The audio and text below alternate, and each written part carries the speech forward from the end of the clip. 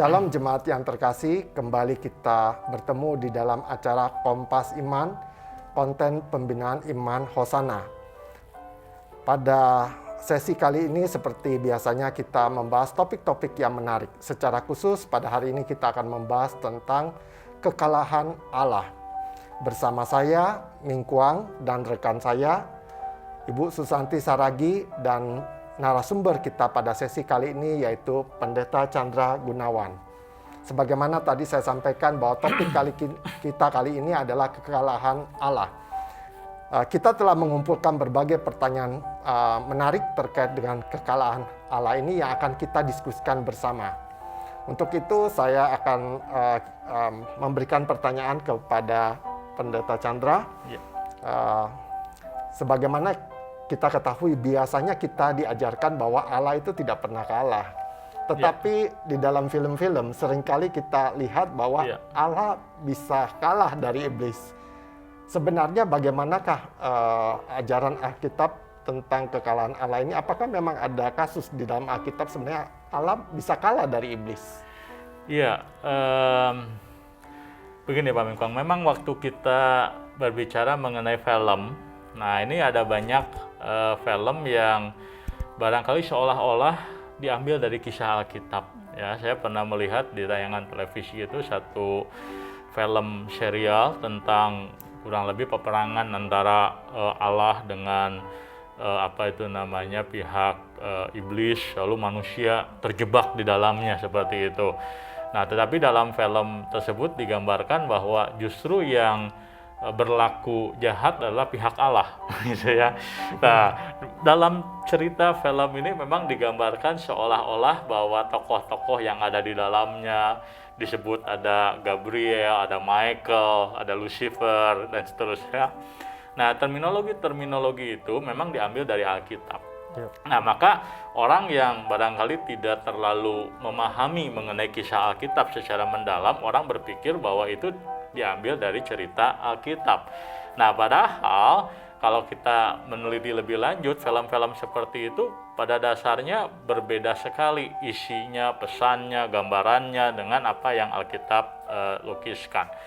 Dan barangkali kalau saya amati, tujuan utamanya barangkali karena orang membuat film ingin banyak yang nonton. Sehingga kalau yang ditayangkan adalah hal yang dianggap biasa, maka orang barangkali tidak menonton. Maka dia mencoba supaya menarik perhatian, menjual kisah-kisah yang tidak biasa. Nah, maka itu yang terjadi. Nah, itulah sebabnya maka betul yang dikatakan oleh Pak Mingkuang tadi bahwa orang-orang Kristen memang perlu hati-hati di dalam menyikapi apa yang kita tonton. Nah, kenapa? Karena kadang-kadang kita harus memahami bahwa film-film yang kita saksikan itu bukan sekedar isinya untuk menghiburkan, memberikan entertain bagi kita, tetapi kita harus menyadari bahwa ada filosofi di balik film yang kemudian diceritakan itu. Nah, itulah sebabnya maka saya melihat memang di dalam beberapa case film-film tertentu layak ditonton, tapi film-film tertentu menurut saya tidak layak ditonton karena isinya itu lebih banyak seperti penghujatan kepada Tuhan ketimbang memberikan entertain ataupun memberikan hiburan kepada kita. Nah, kembali kepada pertanyaan tadi, apakah di Alkitab ada kisah tentang peperangan antara Allah dengan kerajaan kegelapan atau iblis? Maka jawabannya ada. Nah, tentu Pak Mingkuang dengan Ibu Santi kalau membaca kitab Wahyu misalnya, nah di situ kita akan menemukan penggambaran bahwa kerajaan Allah dengan kerajaan kegelapan itu memang digambarkan saling bertentangan, begitu. Nah, tetapi yang seringkali kita perlu pahami adalah bahwa di dalam Alkitab ternyata ditunjukkan bahwa ketika Yesus datang ke dalam dunia ini yang pertama kali, maka kedatangannya itu satu sisi menghadirkan kerajaan Allah di bumi, dan di sisi yang lain mengalahkan kerajaan kegelapan. Nah, makanya kalau kita membaca dalam Alkitab, misalnya kalau Ibu Santi misalnya kan guru sekolah minggu, terkadang cerita kepada anak-anak tentang misalnya saja orang yang kerasukan. Kemudian orang yang kerasukan itu kemudian dilepaskan oleh Tuhan Yesus dari kuasa iblis yang membelenggu dirinya. Misalnya ada satu orang yang kerasukan itu dikatakan yang merasuknya itu 1 legiun. Nah itu 1 pasukan. Jadi legiun itu 1 pasukan tentara Roma. Berarti ada begitu banyak iblis di dalam orang yang kerasukan itu. Nah tetapi dalam Alkitab dikatakan bahwa ketika berhadapan dengan Yesus, iblis yang digambarkan 1 legiun itu bersujud dan dia tidak berdaya. Dan waktu Yesus menyuruh dia keluar untuk dia meninggalkan orang tersebut, maka iblis nggak berdaya, dia harus mentaati apa yang Tuhan Yesus katakan. Nah, kisah seperti ini sebenarnya diceritakan kepada kita untuk menunjukkan bahwa dalam kedatangannya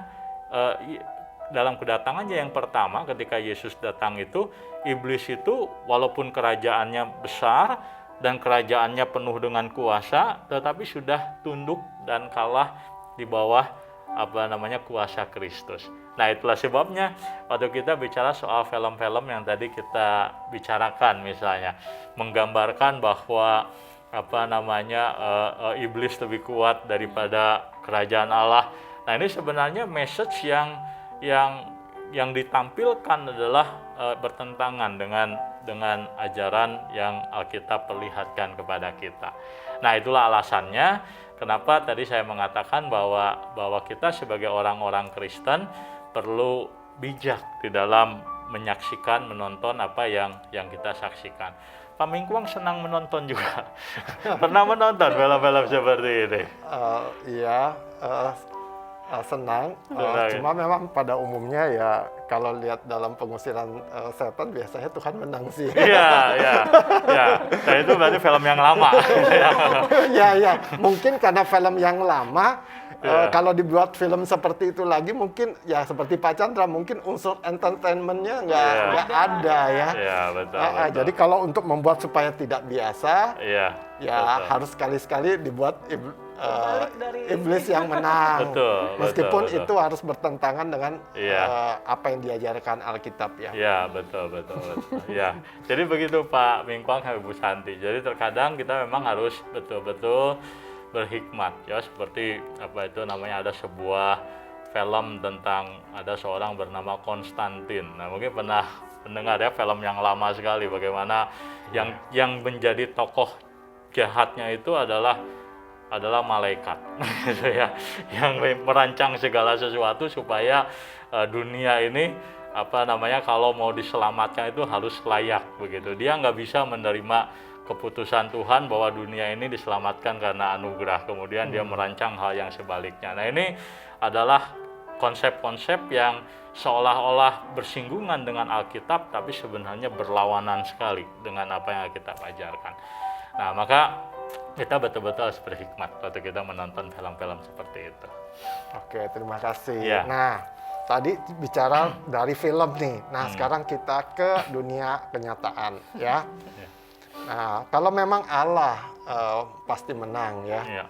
Namun kalau kita lihat di dunia nyata, kita perhatikan kadang-kadang anak Tuhan juga digambarkan kalah sama dunia ini. Iya, betul. Kenapa bisa begitu?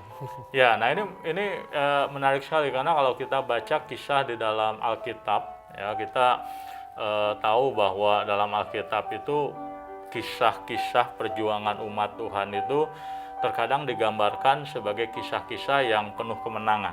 Ya, seperti misalnya Yosua Tuhan panggil, Tuhan berikan mandat untuk menaklukkan bangsa Kanaan yang jauh lebih kuat dibanding bangsa Israel. Dan Tuhan kemudian menunjukkan kepada kita dalam kitab Yosua itu bahwa Tuhan ketika berperang dia pasti akan menang. Gitu ya, dia memimpin bangsa Israel sehingga bangsa Kanaan yang begitu kuat tidak berdaya melawan Tuhan. Nah, tetapi ada juga kisah-kisah yang sebaliknya. Nah, misalnya saja waktu kita membaca di dalam Alkitab, bangsa Israel itu pernah juga di dalam situasi di mana waktu dia berperang melawan bangsa lain, gitu ya. Dalam hal ini misalnya ketika 10 suku bangsa Israel berperang dia melawan bangsa Asyur, gitu ya. Pada waktu itu yang terjadi bangsa Israel kalah, gitu ya. Nah, jadi kita melihat apakah dalam hal itu betul-betul Tuhan itu kalah, begitu kan? Bangsa-bangsa lain juga memiliki memiliki dewa-dewa, begitu. Mereka menyembah dewa, orang Israel juga menyembah Tuhan, dan ketika berperang ternyata Israel kalah. Begitu juga dengan bangsa Yehuda, gitu ya. Ketika mereka di wilayah Yehuda itu berperang dengan bangsa Babel, dan ternyata mereka kalah, begitu. Sehingga suku-suku ini semua dibuang ke pembuangan. Nah, memang ini menimbulkan pertanyaan, apakah memang ketika digambarkan di dalam Alkitab bahwa umat Tuhan ketika berhadapan dengan bangsa-bangsa lain dan mereka kalah di situ, apakah Tuhannya juga kemudian kalah, begitu. Nah, ini yang menjadi sebuah pertanyaan yang barangkali kita perlu lebih hati-hati waktu kita mencermatinya. Nah, karena di dalam Alkitab ternyata kita itu diajar untuk melihat bahwa walaupun bangsa Israel itu kalah, tetapi tidak berarti Tuhan kalah di dalam peristiwa kekalahan bangsa Israel. Kenapa? Karena di dalam misalnya kalau kita membaca nubuat-nubuat Nabi Yesaya, Nabi Yeremia, dia mengatakan begini, kamu memang pasti akan dibuang Tuhan. Namun mereka dibuang Tuhan itu bukan karena Tuhan berhadapan dengan dewa yang lebih besar dan gak mau Tuhan gak mampu membela daripada umat Tuhan. Bukan. Mereka kalah itu justru karena apa? Karena Tuhan mengangkat tangannya, begitu ya. Artinya tidak lagi mau menyertai bangsa Israel, karena bangsa Israel adalah bangsa yang memberontak sama Tuhan. Dan ketika Tuhan mengangkat tangannya, artinya nggak mau lagi menyertai, maka bangsa Israel ini kemudian kalah.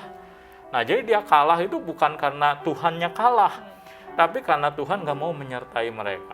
Dan yang kedua, di dalam nubuatan Yesaya, Yeremia, itu juga ditegaskan bahwa Tuhan itu mengatakan bangsa yang mengalahkan kamu juga akan dihukum Tuhan. Nah, jadi sebenarnya dalam Alkitab itu kita nggak bisa membacanya hanya separuh cerita itu. Bahwa bangsa Israel kalah melawan bangsa lain berarti Tuhannya kalah. Karena seluruh bangsa itu pada dasarnya tunduk di bawah kendali Tuhan. Nah, sehingga kita bisa mengatakan bahwa Tuhan memang mengizinkan bangsa Israel misalnya kalah di dalam perlawanan dengan bangsa-bangsa yang lain, tetapi Tuhan mengendalikan sejarah dunia ini. Jadi bangsa-bangsa yang mengalahkan mereka kemudian tunduk ke dalam rencana Tuhan, sehingga bangsa yang mengalahkan bangsa Israel dikalahkan oleh bangsa yang lain. Kemudian maka dalam Alkitab dikatakan jangan pernah berpikir kalau bangsa Israel berdosa dihukum oleh bangsa Asyur, nah bangsa Asyur lebih baik daripada bangsa. Tidak, bangsa Asyur juga dihukum Tuhan. Tuhan pakai bangsa yang lain, yaitu bangsa apa? Bangsa Babel. Nah, bangsa Babel juga berdosa, dihukum Tuhan juga dengan apa? Dengan kerajaan Yunani, gitu ya, kerajaan Persia menghancurkan bangsa Babel.